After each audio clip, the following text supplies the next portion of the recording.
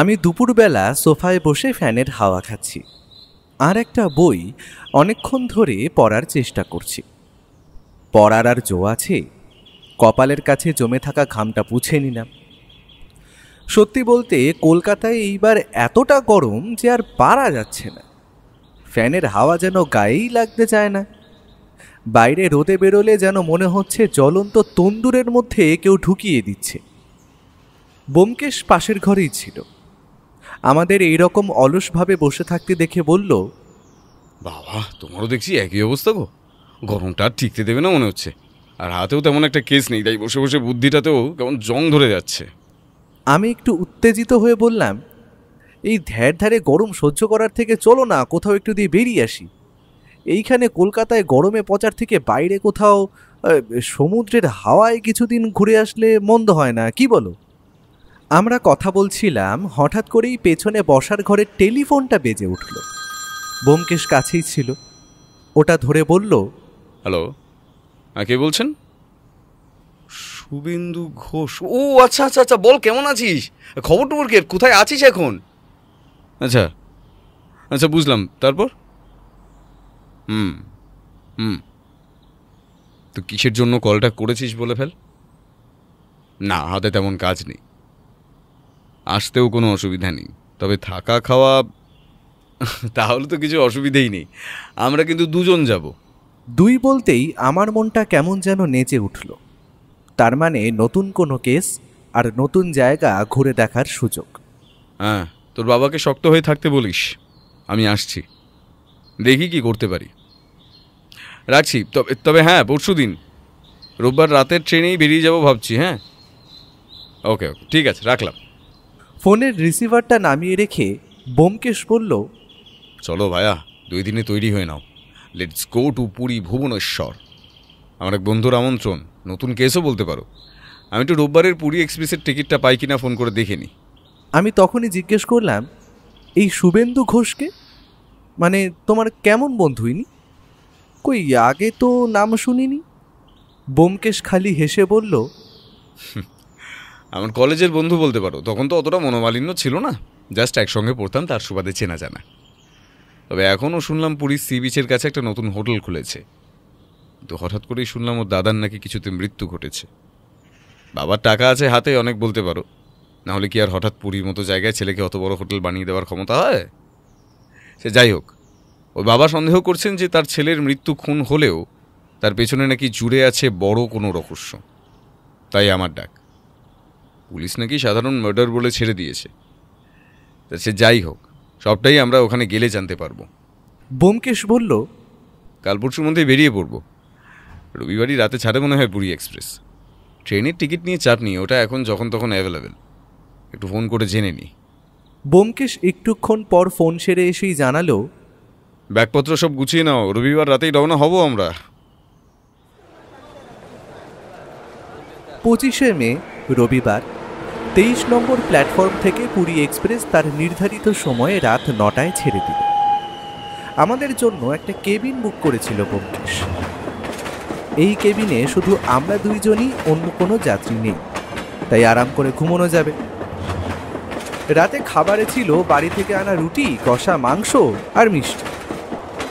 রাতের বেলার জার্নি আমার তেমন একটা পছন্দ, কারণ বাইরের কিছু দৃশ্য দেখতে পাই না, তাই শুয়ে পড়লাম।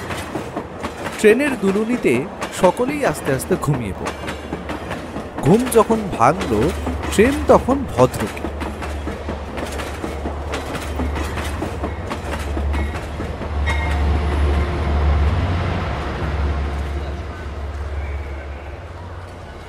সকাল 7:30টায় পুরী স্টেশনে আমরা দুইজনে পৌঁছলাম। ব্যোমকেশ আগেই বলেছিল ওই নতুন হোটেলটার নাম নাকি নিউ সি হক। শুভেন্দুবাবু নাকি বছর 4 আগে এটা শুরু করেছিল। ওইখানেই একটা রুম দেওয়া হবে আমাদের। খাওয়া দাওয়ার সমস্ত খরচ নাকি শুভেন্দুবাবুর। দরাদরি করে অটো নিয়ে বেরিয়ে পড়লাম হোটেল নিউ সি হকের উদ্দেশ্যে।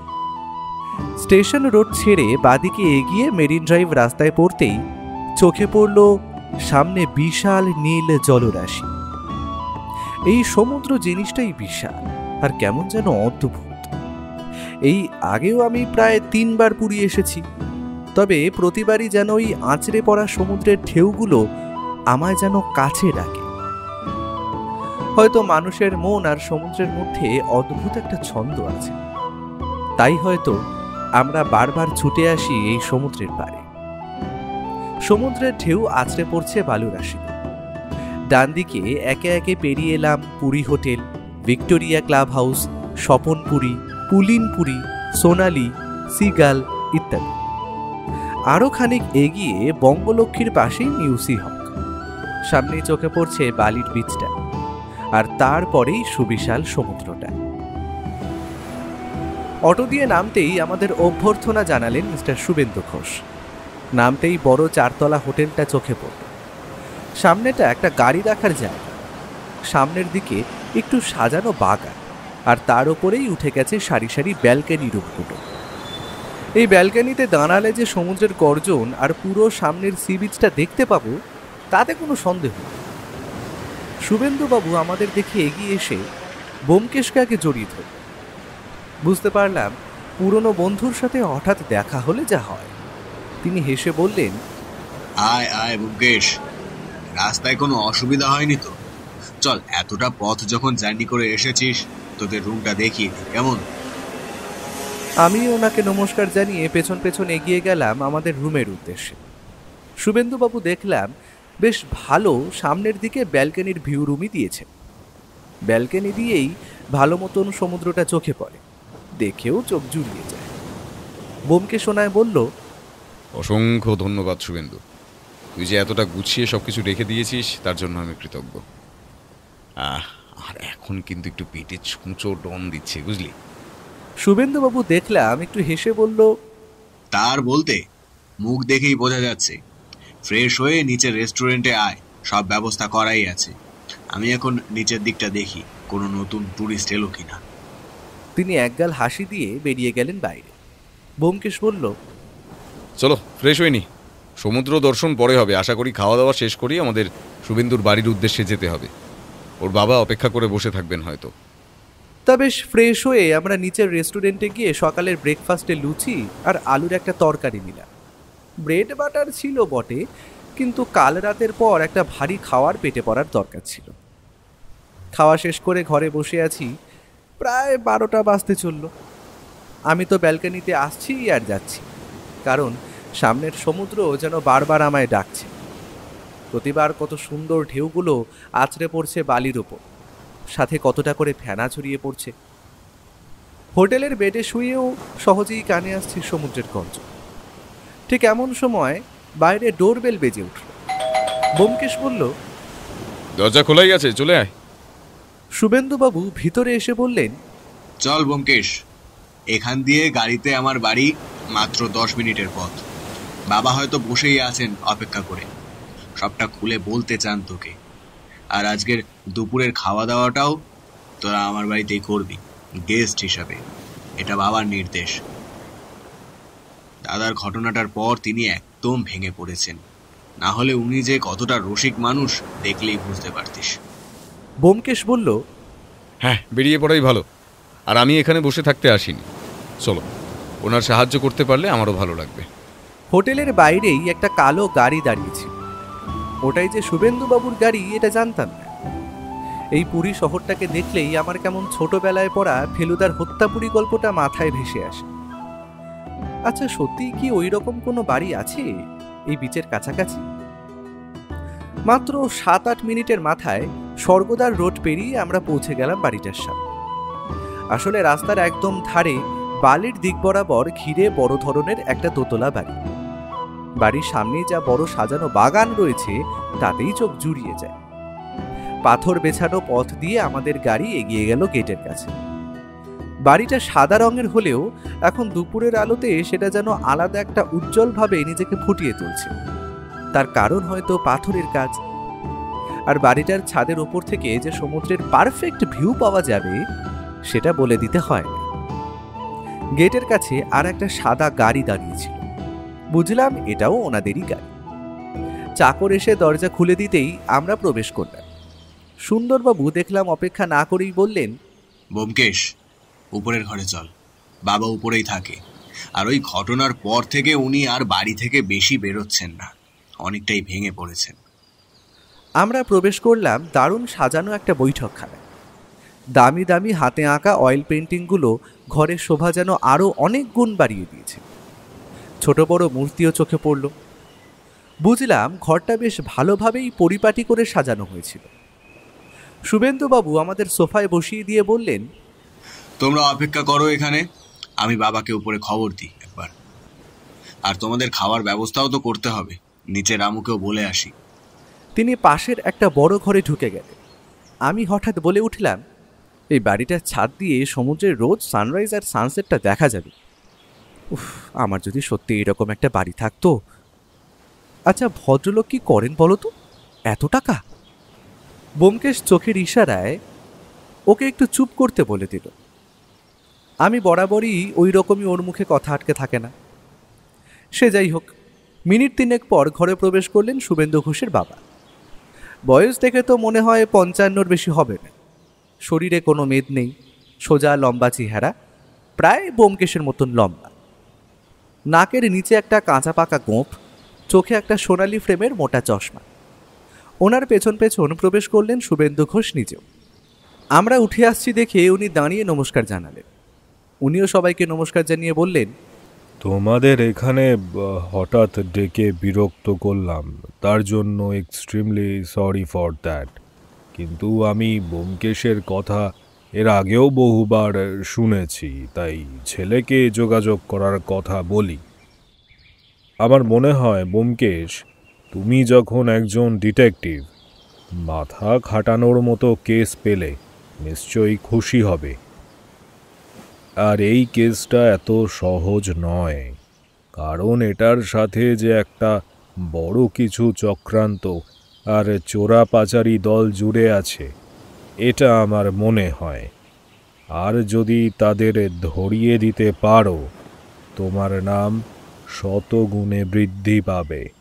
ব্যোমকেশ একটু হেসে বলল, না না না, দিয়ে আমার কাজ নেই স্যার।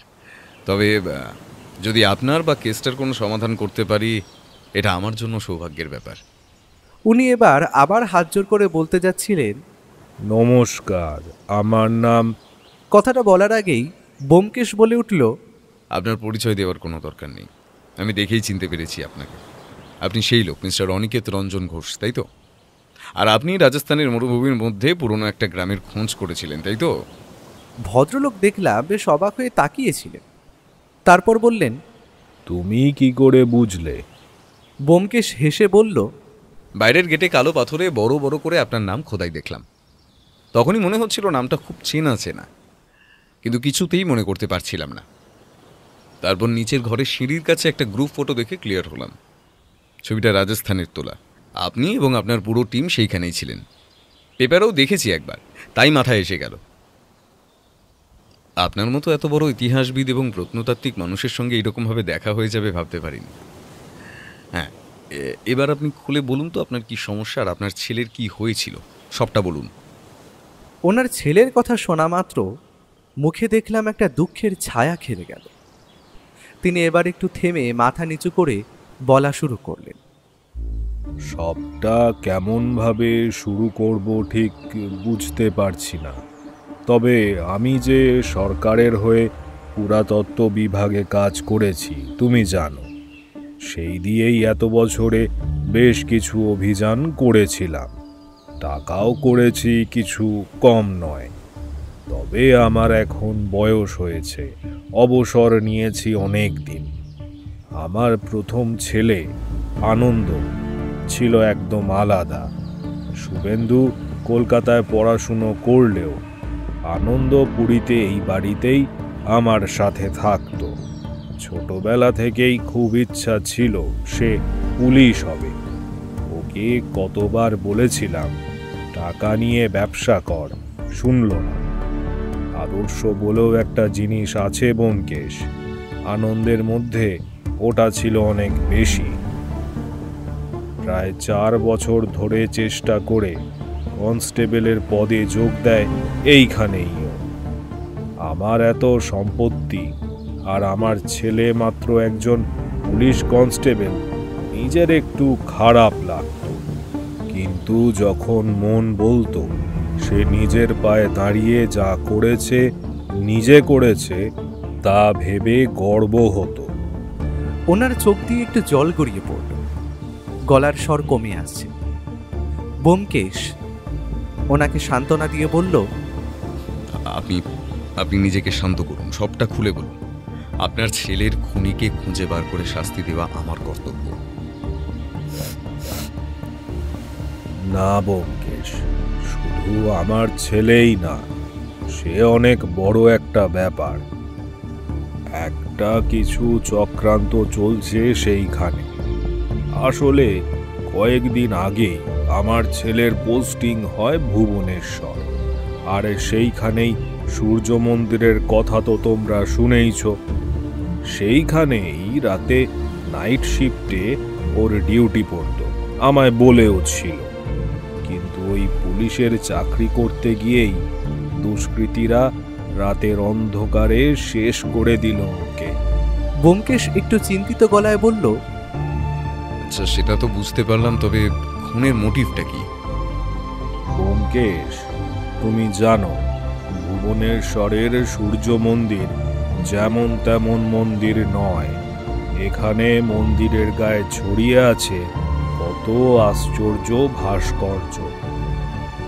প্রথম পূর্বগঙ্গা রাজবংশের নরসিংহদেব 1232 থেকে 1255 খ্রিস্টাব্দে প্রথমে বাংলা জয়ের স্মারক রূপে চন্দ্রভাগা নদীর তীরে প্রাচীন মৈত্রীয়ারণে অর্থাৎ সাজেকের কোণার্কে এই মন্দির প্রতিষ্ঠা করেন।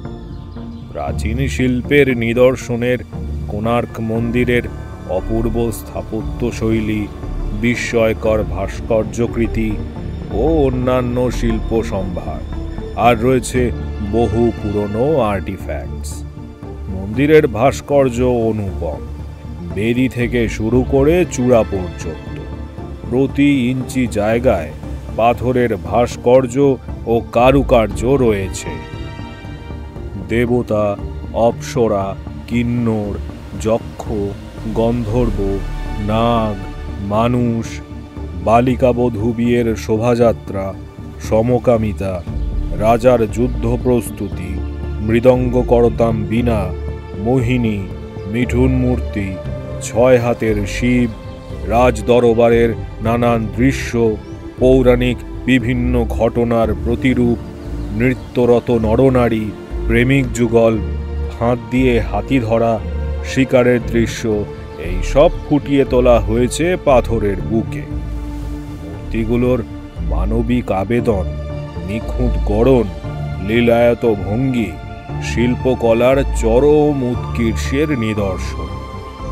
মন্দিরের তরণে মানুষের মূর্তি শায়িত, সিংহশক্তি অর্থাৎ ক্ষমতার প্রতীক, এবং হাতি কিংবা সম্পদের প্রতীক, এদের মাঝে পিষে মরছে মানুষ।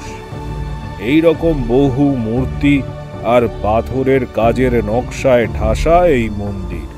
তবে আমার মন বলে সেই রাতে আনন্দ কিছু লোককে দেখতে পায় মন্দিরের দেওয়াল থেকে ওই পাথরের মূর্তি আর আর্টিফ্যাক্টস চুরি করতে, তাই সে বিরোধিতা করে, আর তার ফলস্বরূপ দুষ্কৃতীরা ওকে শেষ করে দেয়। ব্যোমকেশ এতক্ষণ চুপ করেছিল, এবারে বলল, আপনার এটা মনে হওয়ার কোনো কারণ, আর আপনি আপনার সন্দেহ পুলিশকে জানাননি কেন? আপনার ছেলে তো পুলিশ বিভাগেই ছিল, ওরা আপনাকে আগে সাহায্য করার কথা। উনি বললেন, আমার প্রথম সন্দেহ হলো কারণ আনন্দকে প্রথমেই একটা হাতুড়ি ছুঁড়ে মাথায় আঘাত হানা হয়, আর আমি খবর নিয়ে দেখেছি কিছু লোক নাকি রাতের বেলা সেই দিকের দেওয়ালের নকশা আর মূর্তির পুনর্নির্মাণের কাজ করছিল। সরকারের তরফ থেকে এই কাজ চলছে বহু বছর ধরে মন্দিরটিকে টিকিয়ে রাখার জন্য। আর আমার মন বলে শ্রমিকদের বেশে কিছু দুষ্কৃতী প্রবেশ করে আর্টিফ্যাক্টস চুরির জন্য, তাদের হাতেই মৃত্যু ঘটে আনন্দর। আর আমি পুরাতত্ত্ব বিভাগে কাজ করেছি প্রায় 40 বছর। কোনটা আসল নকশা আর কোনটা নকল আমাকে বলে দিতে হয় না। ছেলের খুনের জায়গায় পৌঁছেই মন্দিরের পেছনের দেওয়ালের মূর্তিগুলো দেখে আমার সন্দেহ হয়। সাধারণ লোকের চোখে সেই সূক্ষ্ম কাজ ধরা পড়বে না, কারণ ওই দেওয়ালের 7টি মূর্তি নকল। হয়তো আগে থেকেই ওইগুলো চুরি করবে বলে একই আদলে তৈরি করানো হয় মাটির তৈরি মূর্তিগুলো, আর রাতের অন্ধকারে আসলগুলো ভেঙে নকলগুলো লাগিয়ে দেওয়া হয়। পুলিশ কিছুতেই আমার কথা বিশ্বাস করবে না, আর আমার মন বলে ওই মূর্তিগুলো বিদেশি মার্কেটে যা দাম, তাতে পুলিশ ও টাকার জন্য এই চোরাপাচারকারীদের সাথে যুক্ত থাকলেও অবাক হব না। এখন আমি ভাবি, কেন শুভেন্দুর মতো ওকেও একটা হোটেল করে দিলাম না? ছেলেটা তো তাহলে আমার কাছে থাকতো। ওনার মতো বলিষ্ঠ মানুষের চোখেও জল বেরিয়ে এলো। ব্যোমকেশ উঠে সান্ত্বনা দিয়ে বলল, এটা তো অনেক বড় একটা ঘটনা। এসব ভাস্কর্য আমাদের দেশের সম্পদ, আর কিছু লোভী মানুষ সামান্য করা টাকার জন্য এই জিনিসগুলো বিক্রি করে দেবে, তা তো আমি হতে দেব না। আমি ওই মূর্তি আর নকশাগুলো খুঁজে বার করবই। তবে আপনার কাছে... ব্যোমকেশ কথাটা শেষ করার আগেই তিনি ডেস্ক খুলে 4-5টা ছবি বার করে আনলেন আর রাখলেন ব্যোমকেশের হাতে। তাতে দেখা যাচ্ছে মন্দিরের ভাস্কর্যের কিছু অংশ। তিনি ওই ছবিগুলোর একটা হাত দেখিয়ে বললেন, ব্যোমকেশ, এই যে অংশটা দেখছো, প্রায় 7টা নৃত্যরতা মহিলা। এই 7টা মূর্তি হলো নকল। ভালো করে নিচের দিকের জায়গাগুলো লক্ষ্য করো। পাথর আর মাটি জোড়া দেওয়ার চেষ্টা করলেও দাগ থেকেই গেছে। তুমি একবার মন্দিরে গিয়ে দেখতে পারো। আশা করি সামনে থেকে দেখলে আরো ভালো বুঝতে পারবে। আমার আর বাড়ি থেকে বেরোতে ইচ্ছে করে না। আগে তাও সকালে বালির উপর সমুদ্রের ধার ধরে হাঁটতে যেতাম। এখন আর সেই সব ইচ্ছাই নেই। তবে আমার তরফ থেকে পুরো যা টাকা চাইবে আমি দিতে রাজি। আমার ছেলের খুনিকে আর ইতিহাস বিভাগের মানুষ হওয়ার দরুন ওই মূর্তিগুলো খুঁজে দেওয়ারও যা পারিশ্রমিক হয় আমি দেব। ব্যোমকেশের মাথায় তখন একটা বড় ভ্রুকুটি দেখতে পেলাম। টাকাটা এখানে কোনো ম্যাটার করে না স্যার। আমি যদি ওই ভাস্কর্যগুলো মন্দিরের দেওয়ালে আবার ফিরিয়ে দিতে পারি, এটাই আমার জয় হবে। ওই দুর্মূল্য মূর্তিগুলো আমি কিছুতেই দেশের বাইরে যেতে দিব না। এমন সময় পেছন দিয়ে শুভেন্দুবাবু বললেন, চল ব্যোমকেশ, তোদের লাঞ্চের ব্যবস্থা হয়ে গেছে, গিয়ে খেয়ে নিবি চল। আমিও একসাথেই বসে খাবো। আর বাবা? ওনার বাবা দেখলাম হাত তুলে বললেন, আমার খাবারটা ঘরে দিয়ে যেতে বলিস। এখন আর খাবারও গলা দিয়ে নামতে চায় না। ব্যোমকেশের আর ওদের খাওয়া দাওয়ার যেন কোনো অসুবিধা না হয় সেসব একটু দেখে নে তুই। ভদ্রলোক উঠে আস্তে আস্তে হেঁটে ওনার ঘরের দিকে চলে গেল। খাওয়ার টেবিলে বসে ব্যোমকেশ ও শুভেন্দুবাবুর মধ্যে ভালোই কথা হলো। উনি তার ভাইয়ের মৃত্যুর পরেও হাসি মুখে আমাদের সাথে কথা বলছেন। বোঝাই যাচ্ছে কতটা শক্ত মানুষ। ব্যোমকেশ খাওয়া দাওয়া শেষ করে বলল, আমরা আজ হোটেলে ফিরে যাই। আজ একটু রেস্ট নেব, বুঝলি? কাল একটু ভুবনেশ্বরের দিকে যাব। আমাদের আরও কিছুক্ষণ থাকতে বললেন, কিন্তু ব্যোমকেশ বলল সব ঘটনাগুলো সে আরও নোট করে নিতে চায়। আমরা হোটেলে ফিরে ঘরে বসেছিলাম। খাওয়া দাওয়াটা বেশ ভালোই হয়েছে। সমুদ্রের বড় সাইজের পমফ্রেট মাছ, খাসির মাংস, গরম গরম ধোঁয়া ওঠা ভাত আর শেষ পাতে মিষ্টি। আমাদের ফিরতে ফিরতে প্রায় 4টের কাছাকাছি হয়েছিল। হঠাৎ করেই এমন সময় আমি বললাম, খাওয়া দাওয়ার পরে একটু সমুদ্রের পাড়ে হেঁটে আসি চল। সূর্যাস্তও দেখা হয়ে যাবে, খাওয়ারটাও হজম হয়ে যাবে। আমি মাঝে মাঝে ভালো পরামর্শও দিই। ব্যোমকেশ উঠে দাঁড়ালো। চল বেরিয়েই আসা যাক। আমাদের হোটেল দিয়ে বেরিয়েই অপর দিকের রাস্তা দিয়েই বালি শুরু হয়ে যাচ্ছে। এইদিকে ট্যুরিস্টের ভিড় একটু কম। ব্যোমকেশ আর আমরা হাঁটতে থাকলাম সমুদ্রের পার বরাবর। সাদা ঢেউগুলো গর্জন করে ধীরে ধীরে এগিয়ে আসছে, আবার অজস্র ফ্যানার সৃষ্টি করে ফিরে যাচ্ছে। সমুদ্রের এই সুবিশাল আকৃতি আর হয়ে চলা রোজকার নিত্য ঘটনাগুলি বড়ই অদ্ভুত।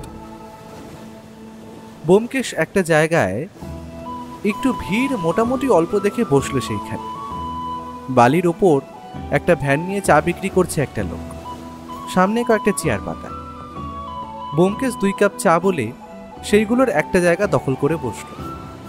ধীরে ধীরে সূর্য নিজের লাল আভা ছড়াতে ছড়াতে মিলিয়ে গেল সমুদ্রের শেষ দিগন্তে। আমরা সাক্ষী হয়ে থাকলাম পুরীর সি বিচের এই অভূতপূর্ব সুন্দর সূর্যাস্ত। ধীরে ধীরে অন্ধকার নেমে আসছে এবার। চারিদিকে ছোট বড় আলো জ্বলে উঠল। পাশের হোটেলগুলোর আলো আর গাড়ি চলাচলের শব্দ যেন ঘিরে ধরেছে জায়গাটা। আমার তো মনে হয় যদি এইখানে আমার বাড়ি থাকতো, রোজ চলে আসতাম বিচের কাছে। শুভেন্দুবাবুর বাড়িটার ছাদ দিয়ে কত সুন্দর সমুদ্র দেখা যায়। ওনারা কি সে দৃশ্য উপভোগ করেন কে জানে। আমরা উঠে দাঁড়ালাম ফেরার পথ ধরবো বলে। রাস্তার দিকে এগোচ্ছি। বিকেলে জায়গাটা কতটা জমজমাট এখন বোঝা যাচ্ছে। একটু একটু করে ভিড় ঠেলে এগোচ্ছি। হঠাৎ করেই ব্যোমকেশের দিক থেকে একটা কালো স্যুট, ভালো বডি আছে, লম্বা এমন একটা লোক এগিয়ে এলো। ওর কাছে থেমে লোকটা হিন্দিতে বলল, क्या आप ब्योमकेश हो? आपको हमारा बड़ा साहब बुला रहा है, मेरे पीछे पीछे आइए। আমি ব্যোমকেশের দিকে তাকালাম। ও দেখলাম না করলো না, চুপচাপ চলতে শুরু করলো লোকটার পেছন পেছন। একটু হাঁটার পরে এই লোকটা থামলো বিশাল বড় একটা 5 তারা হোটেলের সামনে। এই যে বড় লোকেদের হোটেল তা আর বলে দিতে লাগে না। লোকটার সাথে সাথেই আমরা উঠলাম একটা লিফটে। 4 নম্বর ফ্লোর ক্লিক করে লোকটা আমাদের নিয়ে গিয়ে ফেললো 102 নম্বর রুমের কাছে। আমরা রুমে প্রবেশ করলাম। লোকটা দেখলাম আমাদের দিকে সোফা দেখিয়ে বসতে পড়ল। আমি ব্যোমকেশের দিকে চাইলাম। আমাকে শান্ত থাকার জন্য ও ইশারা করল। হোটেলের রুম যেমন আশা করা যায় সেই রকম সুন্দরভাবেই সাজানো এটা। ঘরে যিনি এবার তড়িঘড়ি করে প্রবেশ করলেন তার বর্ণনা কিছুটা এই রকম। পুরো শরীরে সাদা পাঞ্জাবি আর সাদা ফতুয়া, চোখে সোনার ফ্রেমের চশমা। ব্যোমকেশ পরে বলেছিল সেটা পুরো খাঁটি সোনার ফ্রেম। লোকটা আমাদের উল্টো দিকের একটা বড় গদি দখল করে বসল। বয়স আন্দাজ ওই 40-এর কাছাকাছি। চুলের গোঁফে এখনো পাক ধরে। নাকের নিচে মোটা গোঁফ আর কপালে একটা লাল টিকা, গলায়ও বেশ কয়েকটা সোনার চেন ঝুলছে। তিনি এবার একটু হেসে বললেন, नमस्कार ब्योमकेश बाबू, ये धमेर नाम सतिंदार पान सिंह। আপনারা আমায় সতিন্দার বাবুও বলতে পারেন। তবে কেমন আছেন বলুন? কলকাতায় তো এত কেস সলভ করলেন, তাহলে ঘুরতে এসেও কেস কিনো? কোথায় শান্তিতে 4 দিন ঘোরাফেরা করবেন, জগন্নাথ দেব কা মন্দির দর্শন করবেন, সমুদ্রের হাওয়া খেয়ে ফিরে যাবেন তা না। কোথায় ওই সব কোন পুলিশের মৃত্যুর কেসে জড়াচ্ছেন নিজেকে?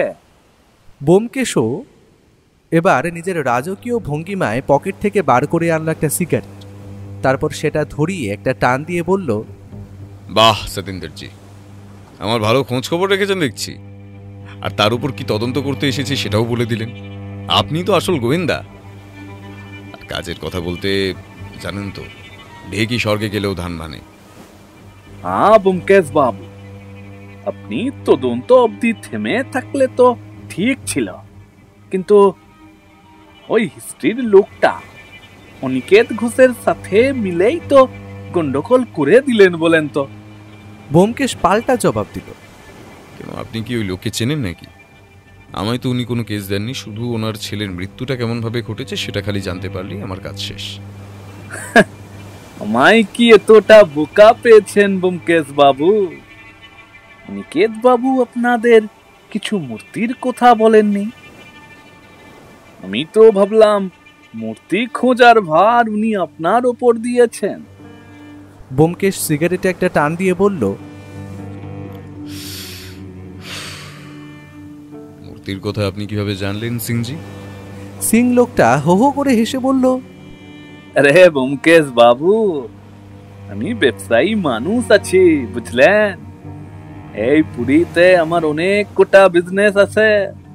এ ধরুন মুদের ঠেক, তারপর স্বর্গদ্বারের মুড়া পুরাবার সব কাঠের সাপ্লাই দিই আমি। পুরো কাঠের মার্কেটটাই আমার বলতে পারে। সমুদ্রে 4টে ট্রলারও আছে মাছ ধরা। তার মধ্যে একটু পুরনো জিনিসের খোঁজ করে বিদেশে চালান করে টাকা কামানো আমার কাজ। তার সুবাদেই তো ওই মূর্তির খবরগুলো পাই আমি আপনাকেও একটা অফার দিলাম, কেসের জন্য ধরতে পারেন, কারণ ওই মূর্তিগুলো আমার চাই। যদি ওইগুলো আমায় খুঁজে দিতে পারেন, প্রায় 4 লাখ টাকা আপনাকে আমি স্টিল দাঁড়িয়ে দেব। এবার বলুন করবেন কিনা? আপনি বুঝবেন বিদেশি মার্কেটে এইসব আটের দাম কত। মন্দিরে পুরে পুরে সব নষ্ট হয়ে যায়, কিন্তু যদি বেচে ভালো দাম পাওয়া যায়, আমারও ভালো আপনারও ভালো, তাই না ব্যোমকেশ বাবু? ব্যোমকেশ উঠে দাঁড়িয়ে বলল, মূর্তিগুলো যে আপনার কাছে নেই এটার কি কোনো প্রমাণ আছে? আর আমি চ্যালেঞ্জ নিলাম, এই সব মূর্তি আমি উদ্ধার করবই, আর সেটা আবার শোভা পাবে ভুবনেশ্বরের সূর্য মন্দিরের প্রাচীন ভাস্কর্যের মাঝে। চলুন আজ উঠি, কেমন? আরে চা খাবেন না ব্যোমকেশ বাবু? পেয়ারাকে চা আনতে বলি। আপনি কিন্তু আমার অফারটা নিয়ে একটু ভাবতে পারেন, টাকাটা কিন্তু কম না। ব্যোমকেশ হেসে বলল, চাটা না হয় পরেই খাওয়া হবে, আজ আর সময় নেই। আমরা গেট দিয়ে লিফটে করে বেরিয়ে এলাম হোটেলের বাইরে। লোকটাকে দেখেই যেন আমার কেমন কেমন সন্দেহ হচ্ছিল। ওর তো এত টাকা আছে, যে ব্যোমকেশ 4 লাখ টাকার ঘুষের অফার দেয় তার কাছে কত আছে তার ভাবতে পারলাম না। লোকটা ব্যোমকেশের কোনো ক্ষতি করে দেবে না তো, এইসবই ভাবছিলাম। আমরা এবার হাঁটতে হাঁটতে গিয়ে পৌঁছালাম হোটেল রুমে। আমাদের এটায় 2টো বেডরুম এমনিই ছিল। ব্যোমকেশ তাও ওর কালো ডায়েরিটা নিয়ে চলে গেল বারান্দায়। আমি জানি ও এখন নিজেকে হারিয়ে দেবে ভাবনার এক আলাদা জগতে। হয়তো সব প্রশ্নগুলো মাথায় সাজিয়ে নিতে চাইছে। আমি আর ওকে ডিস্টার্ব করলাম না, ঘরে বসে একটা বই পড়ছি। রাতের খাবার আমরা ঘরেই আনিয়ে নিলাম। হোটেল থেকে বাড়ি যাওয়ার আগে শুভেন্দুবাবু আমাদের সাথে দেখা করেও গেল। খাওয়া দাওয়া শেষ করে আমি একটু ব্যালকনিতে গেলাম। ব্যোমকেশ দেখলাম ওর ভাগের রুটি আর তরকারিটা না খেয়ে কিছু একটা ভাবছি। খাবারটা পাশের চেয়ারে রাখা। আমি ওর কাছে গিয়ে বললাম, খাওয়াটা খোলা রেখো না, রাত হয়েছে, খেয়ে নাও। ব্যোমকেশ ডায়েরির দিকেই চোখ রেখে বলল, কটা প্রশ্নের যে উত্তর পাচ্ছি না বন্ধু। আর কেসটার মোটিভ মাত্র একটাই, মূর্তি চুরি করে সেই স্থাপত্য পাচার করে টাকা কামানোর। আমায় এটাও জানতে হবে ওই রকম জিনিস কেনা বেচা হয় কেমন দামে। তাহলেই আন্দাজ করতে পারবো কত বড় দল যুক্ত হয়েছে এটার সঙ্গে, নাকি মাথা শুধু একটাই। আমি ওর হাতে খাবারটা তুলে বললাম, একটা জিনিস বলো তো, এই সিং লোকটার হোটেলটা সার্চ করে দেখা যাক না? আমার মন বলে কিছু না কিছু ঠিকই পাওয়া যাবে। এই জন্যই বলি একটু বুদ্ধিটা কাজে লাগাও। যে লোক এত টাকা সত্ত্বেও বাড়িতে না থেকে হোটেলে থাকে, সে কখনোই চোরাই মাল নিজের কাছে রাখবে না। আর দ্বিতীয়, লোকটার বিরুদ্ধে আমাদের হাতে কিন্তু কোনো প্রমাণ নেই, তাই পুরো সব জেনে শুনে কাজে নামতে হবে। আর আমার মনেও হয় না ওই লোকটা আর হোটেলের ওই রুমে থাকবে। দেখো, হয়তো আবার অন্য কোনো হোটেলে গা ঢাকা দেবে। আমি যখন ওর একটা থাকার জায়গা দেখে ফেলেছি, তখন ওইখানে আর ওর থাকা নিরাপদ নয়। তবে যে তোমাকে মূর্তি খুঁজে আনতে বলছিল সেই ব্যাপারটা? এ তো খুব সহজ। টাকা দিয়ে আমায় প্রথমে হাত করার চেষ্টা করে উনি, আর যেই দেখলেন আমি ওর কাজ করতে রাজি নই, তখন... এইটুকু বলে থেমে গেল ব্যোমকেশ। কারণ ঠিক এমন সময় হোটেলের ফোনটা বেজে উঠল। আমি প্রথমে ভাবলাম শুভেন্দুবাবু ফোন করেছেন হয়তো, কিন্তু ব্যোমকেশ এগিয়ে গেল ফোনের দিকে। ফোনের সাউন্ড একটু বেশি, তাই কথাগুলো স্পষ্ট শুনতে পেলাম। ফোনের ওপার দিয়ে কেউ খুব ভারী গলায় বলল, ব্যোমকেশ বাবু, আপনি যা উদ্ধার করতে চাইছেন ওটার ভ্যালু সম্পর্কে আপনার আন্দাজা নেই। যদি বাঁচতে চান তো ফিরে যান। অত টাকার জন্য আপনাকে সরিয়ে দেওয়া এমন কোনো ব্যাপার না। ঘুরতে এসেছেন, ঘুরে ফিরে যাবেন, মাথায় থাকে যেন কথাটা। ওর শরীর রাগে তখন গরম হয়ে উঠেছে। উচ্চ গলায় বলল, পরশুদিন তৈরি থাকুন, আপনাকে যে ফোন করতে বলেছে তাকে জেলের ঘানি আমি টানাবই। কিছুক্ষণ সব চুপচাপ, তারপর ফোনটা কেটে গেল। ও বলল, কি মনে করেছেটা কি এরা? টাকা আছে বলে যা ইচ্ছে তাই করবে। দেশের অমূল্য সম্পদ বিক্রি করে টাকা কামানো সব বার করছি আমি। সেই দিনে রাতে আর তেমন কিছু ঘটেনি। ও খালি হোটেলের রিসেপশনে বলে এলো ভুবনেশ্বর যাওয়ার জন্য গাড়ি বুক করে রাখতে। পরের দিন সকালে ব্রেকফাস্ট সেরেই আমরা হোটেলের বাইরে এসে দাঁড়াতেই একটা গাড়ি পিক আপ করে আমাদের নিয়ে নিল। ভুবনেশ্বর শহরের ভিড় ঠেলে প্রায় 2 ঘন্টার মধ্যে গাড়ি আমাদের পৌঁছে দিল সূর্য মন্দিরের সামনে। আমি এর আগেও এসেছি এখানে, কিন্তু প্রতিবারই যেন নতুন লাগে। পুরো মন্দিরে মোট মিলিয়ে চারিদিক বরাবর বড় বড় চাকা চোখে পড়ে। ওর থেকে শুনেছিলাম এখনও সামনে মোট 7টা ঘোড়া ছিল এখানে, কিন্তু এখন ক্ষয়প্রাপ্ত হয়ে আর ধ্বংস হয়ে একটাই বেঁচে আছে। আমাদের চারপাশের প্রতিটা দেওয়াল জুড়ে বিরাজ করছে প্রাচীন শিল্পকলার অদ্ভুত সুন্দর কিছু নিদর্শন। আমরা সকাল সকাল বেরিয়েছিলাম, কারণ ট্যুরিস্টের ভিড় যেন কম হয়। এখন ট্যুরিস্ট নেই বললেই চলে। এদিকে ওদিকে অল্প সংখ্যক কিছু ট্যুরিস্ট ছড়িয়ে ছিটিয়ে আছে, কিন্তু হঠাৎ করেই ওদের ভেতর দিয়ে একটা সাদা জামা পরা লোকের দেখা পাওয়া গেল। সে ব্যোমকেশের দিকে হাসি মুখে এগিয়ে এসে হ্যান্ডশেক করল। আমাদের দিকেও হাসি মুখে তাকিয়ে ওনার পেছনে পেছনে আসতে পড়ল। আমরা আবার এগিয়ে চললাম মন্দিরের দিকে। বরাবর একটা দেওয়ালের সামনে গিয়ে থামলেন তিনি। তারপর ওকে আঙুল দেখিয়ে দিলেন দেওয়ালের দিকে। আমরাও দেখলাম জায়গাটা। দেওয়ালের গায়ে নকশা করে তৈরি সারি সারি নৃত্য রতারমণীর পাথরের মূর্তি। কি অদ্ভুত কারুকার্য সবকটা! সত্যি সেই কালের মানুষের কাছে কোনো যন্ত্র না থাকলেও হাতের কাজ কি দারুণ ছিল তা বোঝা যায়। ও হঠাৎ ওর কাছে থাকা পকেট দিয়ে একটা ফটো বার করে সবকটা মূর্তির গায়ে টোকা মেরে দেখতে লাগলো। তারপর হঠাৎ একটা জায়গায় থামল। আমরাও এগিয়ে গেলাম। ওর মুখে অদ্ভুত হাসি। ও বলল, আচ্ছা ভাইয়া, দেখো তো, পরপর এই 7টা মূর্তির গায়ে টোকা মেরে, আর অন্যগুলোর মধ্যে। আমি দেখে বললাম, বাকিগুলো তো নিরেট, খালি এই 7টার মধ্যে ফাঁপা শব্দ হলো। সে তো হবেই। পাথরের তৈরি নিরেট মূর্তির বদলে যদি হুবহু তৈরি মাটির ফাঁপা মূর্তি রেখে দেওয়া হয়, কে বুঝতে পারবে সেটা?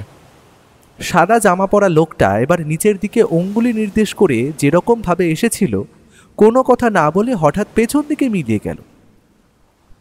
ও ঝুঁকে পড়ে জায়গাটা দেখল, তারপর আমার দিকে ঘুরে বলল, এই যে 4 হাত দূরে জায়গাটা দেখছ, এখানেই মরে পড়েছিলেন আনন্দবাবু। আর এই যে লোকটা দেখলে আমাদের জায়গাটা দেখিয়ে দিয়ে গেল, ইনি আনন্দবাবুর থানার অত্যন্ত কাছের বন্ধু। উনি তার বন্ধুর এই রকম মৃত্যু মেনে নিতে পারেননি, তাই আমাকে সাহায্য করেছেন। চলো, যা দেখার দেখা হয়ে গেছে, এবার এগোনো যাক। আমি বললাম, তবে উনি কোনো কথা বললেন না যে মুখে? ওর পুলিশ ডিপার্টমেন্ট জানে না যে ও আমাকে সাহায্য করছে। উনি শুভেন্দুর দিয়ে যখন জানতে পারে আমি এই কেসটা দেখছি, তখন কাল রাতে ফোন করে সাহায্য করার কথাটা বলে। আমাদের কথা হয়েছিল আজ জায়গাটা আমাদের শনাক্ত করেই তিনি চলে যাবেন। এই গোপনীয়তাটা তিনি রাখতে চান। আমরা কথা বলতে বলতে সামনের দিকে এগোচ্ছি। হঠাৎ করেই কি হলো ঠিক বুঝতে পারলাম না, একটা সাদা রঙের কিছু তীব্র গতিতে ছুটে এলো ওকে লক্ষ্য করে। অত্যন্ত চনমনে হলেও দেখতে পাই, তবে জিনিসটা লক্ষ্যভ্রষ্ট হয়ে পাথরের দেওয়ালে গিয়ে আঘাত করে থপ করে পড়ল। এমন সময় সামনের দিকের গেটের ঝোপটা হালকা নড়ে উঠল, আর একটা লোককে তীব্র গতিতে পালাতে দেখলাম আমরা। ব্যোমকেশ ওর দিকে ধাওয়া করল। লোকটার সারা শরীর তখন একটা কালো চাদরে ঢাকা। রাস্তার গাড়ি অটো পেরিয়ে লোকটা দৌড়চ্ছে। দেখতে পেলাম ও ওর পেছন পেছন। ও এমন সময় রাস্তার একটা থেমে থাকা ট্যাক্সির ওপর দিয়ে যেভাবে একটা লাফ দিল, তা দেখে তো আমি একটা মোড় বেঁকেই মিলিয়ে গেল। আমি হঠাৎ কি মনে হতেই পাথরটা তুলে নিলাম হাতে। তারপর সেটা ঘুরিয়ে পেঁচিয়ে দেখে বললাম, এই দেখো দেখো, এটা তো একটা পাথর, যেটা মোড়ানো হয়েছে একটা কাগজ দিয়ে। এটা এমনভাবে ছোড়া হয়েছে যার মাথায় লাগতো সঙ্গে সঙ্গে মাথা ফেটে যাওয়া অবধারিত ছিল। হঠাৎ করেই আমার চোখ চলে গেল পেঁচিয়ে থাকা পাথরের কাগজটার দিকে। সেইখানে হিন্দিতে লেখা, সাবধান, ওয়াপাস ফিরে যাও, না হলে তোদেরও মরতে হবে। আমি সেইখানে দাঁড়িয়েছি। হঠাৎ করে ইউ একটা কালো চাদর হাতে হাঁপাতে হাঁপাতে আমার সামনে এসে দাঁড়াল। এই ধরতে পারলি? একটুর জন্য ফসকে গেল। রাস্তায় যা জ্যাম, তবে মুখটা পেছন দিক দিয়ে দেখেছি। একটা কালো বড় জরুল আছে মুখে। তোমার হাতে ওটা কি? আমার হাতের কাগজটা ছিনিয়ে নিল সে। তারপর একটা তাচ্ছিল্যের হাসি হেসে টুকরো টুকরো করে ছিঁড়ে ফেলে দিল সেটা। আমরা গাড়ি করে আবার ফিরে এলাম হোটেল। ফিরতে ফিরতে দুপুর হলো বটে। অনেক কটা উত্তর মাথায় গিজগিজ করছে, ভাবতে হবে এখন। তুমি পারলে খেয়ে দিয়ে বিকেলে উদয়গিরি, খণ্ডগিরি আর নন্দনকানন চিড়িয়াখানাটা দেখে এসো। আমার কেসের জন্য তোমার ঘোড়া কিচ্ছু হচ্ছে না।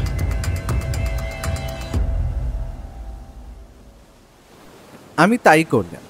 গাড়ি হোটেলের নিচেই ছিল। বিকেলের আগে ঘুরে এলাম তাড়াতাড়ি গিয়ে। এক কথায় বলা যায় ভুবনেশ্বর শহর দারুণ সুন্দর, আর পুরী আমার মন কেড়ে নিয়েছে। তবে কাজের জন্য এখনো জগন্নাথ দেবের দর্শন হয়নি। কেসটা মিটলে আগে আমরা জগন্নাথ দেবের দর্শন করতে যাব। রাতে যখন ফিরলাম এসে দেখি ব্যোমকেশ ঘরে নেই। সেই কালো ডায়েরিটা পড়ে আছে খাটের ওপর। আমি চুপচাপ গিয়ে ধরলাম ওটা।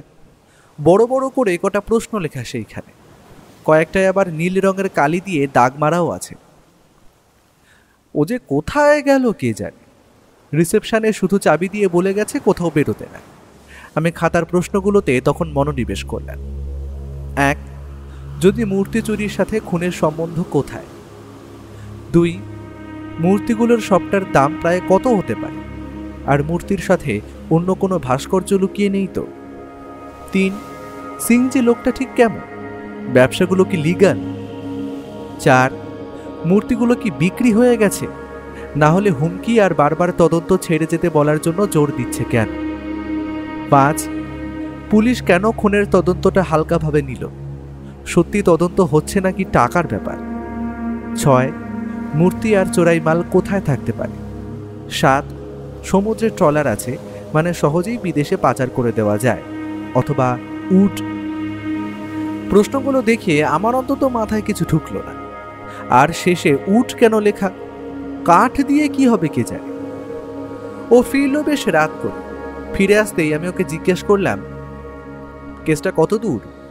ও খানিকটা হেসে বলল, এই তো কলকাতার গরমের থেকে পালিয়ে বাঁচার জন্য এখানে এলে। এখনই বাড়ি যাওয়ার তাড়া নাকি?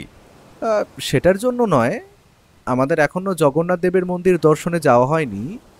পুরীধামে এসে জগন্নাথ দেবের দর্শন করব না তা তো হয় না। ও হেসে বলল, জগন্নাথ দেব তোমার কথা খুব মনে করছে, বুঝলে? তাই তো কাল সকাল সকাল আমরা যাচ্ছি মন্দিরের দিকে। আর আশা করি এই কেসটারও সমাধান হবে কালই। একদম সকাল সকাল তৈরি থেকো কিন্তু। আর কাল পুলিশও যাচ্ছে আমাদের সঙ্গে। ওকে কেন জিজ্ঞেস করায় শুধু বলল, আজ না কাল সব প্রশ্নের উত্তর পেয়ে যাবে। পরের দিন দিনের আলো ফোটার আগেই ও আমাকে তুলে দিল। আমি একটু শুয়েছিলাম দেখে বলল, তাড়াতাড়ি উঠে পড়ো, দেরি করলে আর মন্দিরে চুরি হয়ে যাওয়া আসল মূর্তিগুলো দেখা হবে না তোমার।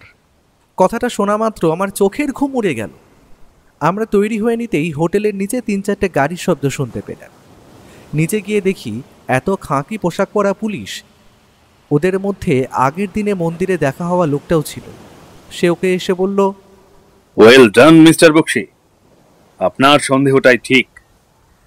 আমার মনে হয় পাখি এখনো খাঁচাই আছে, উড়ে যেতে পারেনি। শুধু এখন সাবধানে গিয়ে ধরতে হবে। ও আর আমি গাড়িতে উঠে বসতেই গাড়ি ছেড়ে দিল। আমাদের হোটেল দিয়ে 20 মিনিটের রাস্তা পুরীর জগন্নাথ দেবের মন্দিরের উদ্দেশ্যে। ধীরে ধীরে আকাশ ফর্সা হচ্ছে। ও লোকটার দিকে তাকিয়ে বলল, ইনি হচ্ছেন সর্বেশ্বর লাহা, ভুবনেশ্বরের পুলিশ বিভাগে কাজ করেন। আনন্দবাবুর অত্যন্ত ভালো বন্ধু ছিলেন তিনি। ওনার কাছেই আমি সব জানতে পারি। আর সর্বেশ্বর, তোমায় যা যা বলেছি মনে আছে তো? পুলিশের বাকি জীবগুলোকে ওই রন্ধনশালার কাছে দাঁড় করাতে বলবে। ওদের ওখানেই পাহারায় থাকার কথা বলবে। আমরা যাব সামনের গেট দিয়ে, কেউ যেন পালাতে না পারে। অল্পক্ষণের মধ্যেই আমরা পৌঁছে গেলাম জগন্নাথ মন্দিরের বাঁদিকের গেটের খুব কাছে। আমরা প্রবেশ করলাম একটা গেট পেছনের দিকে ঠেলে। ওপরে দেখলাম লেখা প্রসাদী রন্ধনশালা। তার মানে এখানেই জগন্নাথ দেবের মহাপ্রসাদ তৈরি হয়। বড় একটা ফাঁকা জায়গা পেরিয়ে আমরা প্রবেশ করলাম। পেছনে 3-4 জন পুলিশ, প্রত্যেকের হাতেই বন্দুক আছে। এই দিকটায় অনেক কাঠ জোগাড় করে জড়ো করে রাখা হয়েছে। ছোটবেলায় শুনেছিলাম এগুলো দিয়ে রথযাত্রার সময় রথ তৈরি হয়, আর সেই রথযাত্রা শেষ হলে সব কাঠ জড়ো করে রাখা হয়, আর সেইগুলো সারা বছর ব্যবহৃত হয় প্রসাদ তৈরির কাজে। সে যাই হোক, আমরা প্রবেশ করতেই চোখে পড়ল বড় বড় ধরনের কিছু চুলা। সেইখানে এখনো কালো পোড়া কাঠ আর ছাই পড়ে আছে। প্রায় 4-5টা লোক সেইখানে জটলা করে কিছু একটা করছিল। হঠাৎ পুলিশ আসতে দেখে কেমন যেন ভ্যাবাচাকা খেয়ে গেল। আমরা এগিয়ে গেলাম পেছনের দেওয়াল পেরিয়ে আরও জমিয়ে রাখা কাঠের স্তূপগুলোর দিকে। আরও 4-5 জন লোক সেইখানে কাঠগুলোর দিকে ওইগুলো নিয়ে নাড়াচাড়া করছিল। হঠাৎ ওদের মধ্যেই একজন অত্যন্ত রোগা আর মুখে একটা কালো জরুলযুক্ত লোক আমাদের দিকে তাকাতেই ছুটে পালিয়ে যাওয়ার চেষ্টা করলো। ও হেসে বলল, পালিয়ে লাভ নেই, সব গেটেই পুলিশ আছে, ধরাও ঠিক পড়েই যাবে। কাউকে বেরোতে না দেওয়ার নির্দেশ আছে। ও আর 4 জন পুলিশ এগিয়ে গেল বাকি লোকগুলোর দিকে। সর্বেশ্বরবাবু চিৎকার করে বলে উঠল, চোরাই মালগুলো কোথায়? চোরাই মালগুলো কোথায়, বার কর। লোকগুলোর কাঠের স্তূপগুলোর দিকে আঙুল নির্দেশ করলো। উনি আবার বললেন, তাড়াতাড়ি খুঁজে বার করে আন। আমাদের সামনেই 3টে লোক কাঠগুলো সরাতে লাগলো। কাঠগুলো ছুঁড়ে ছুঁড়ে ফেলার শব্দ কানে আসছে শুধু এখন। একটুক্ষণ পরেই সেইখান দিয়ে বেরিয়ে এলো একটা বড় ধরনের কাঠের বাক্সের মতো জিনিস।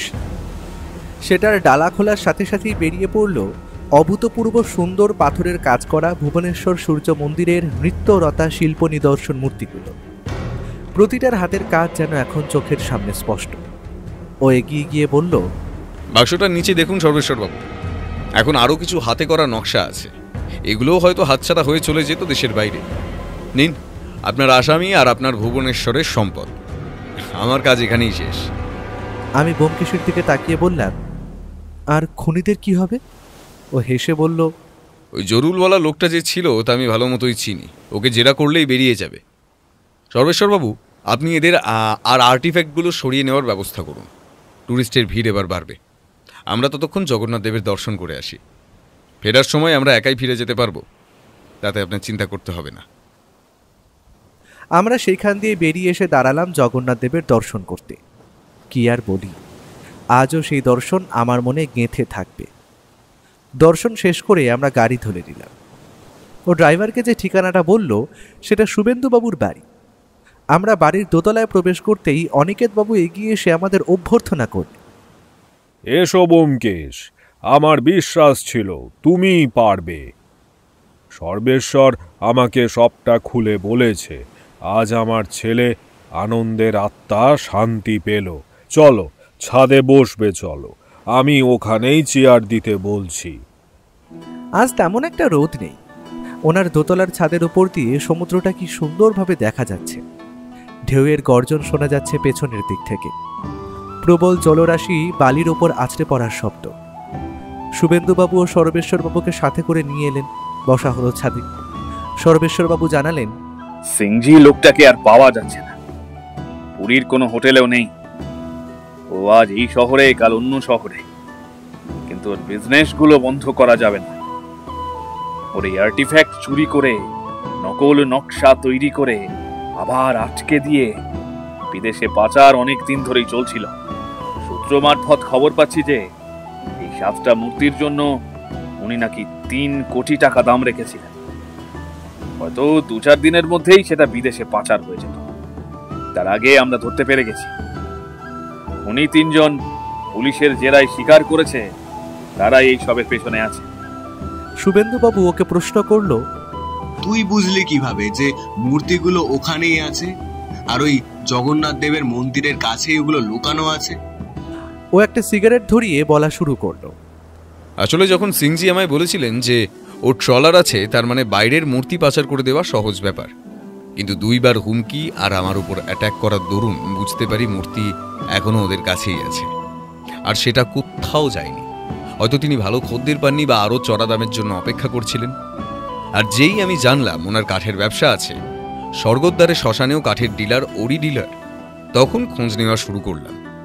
আর জানতে পারলাম জগন্নাথ দেবের রথ তৈরির জন্য আলাদাভাবে কাঠের যোগানও তিনি দেন। ব্যাস, তখনই মাথায় ঘেরে গেল দামি মূর্তিগুলো রাখার জন্য ওর থেকে ভালো জায়গা আর হতে পারে না। বাকিটা আপনারা ভালোই জানেন। আর খুনি লোকটা কাল আমার উপর ভুবনেশ্বরে হামলা করে। কালো চাদরটা খুলে দিয়ে খালি মুখের জরুলটা চোখে পড়েছিল আমার। আজ দেখা মাত্রই চিনে ফেললাম। সবার মুখেই এখন যেন একটা তৃপ্তির হাসি খেলা করছে। হঠাৎ করেই এমন সময় অনিকেত রঞ্জন ঘোষ অর্থাৎ শুভেন্দুবাবুর হাতে উঠে এলো একটা সাদা কাগজের খাম। তার চোখে জল। তিনি বললেন, ব্যোমকেশ, তোমার বুদ্ধির পরিচয় আমি পেয়ে গেছি। এটা আমার ছেলের খুনিকে খুঁজে দেওয়ার জন্য। যত তোমার বুদ্ধি, আরও তুমি মানুষকে বিপদের হাত থেকে রক্ষা করো, আর আরও কেস সলভ করো, তোমার বুদ্ধি হাজারো গুণ বৃদ্ধি পাক। আজ আমরা একদিন আছি পুরীতে, তাও শুভেন্দুবাবুর অতিথি হয়ে। ঘরে জানলা দিয়ে স্পষ্ট দেখা মিলছে সমুদ্রে। কি সুন্দর ঢেউগুলো আসছে, আবার মিলিয়ে যাচ্ছে বালির ওপর। এক কথায় বলা যায় পুরী আমাদের ফেরায়। মন শুধু একটাই কথা বলছে, আমি লেখার সময় এই গল্পটার নাম কি দেব? ভিতর থেকে একটা কিছু যেন বলে গেল, রহস্য এবার পুরী ধারা।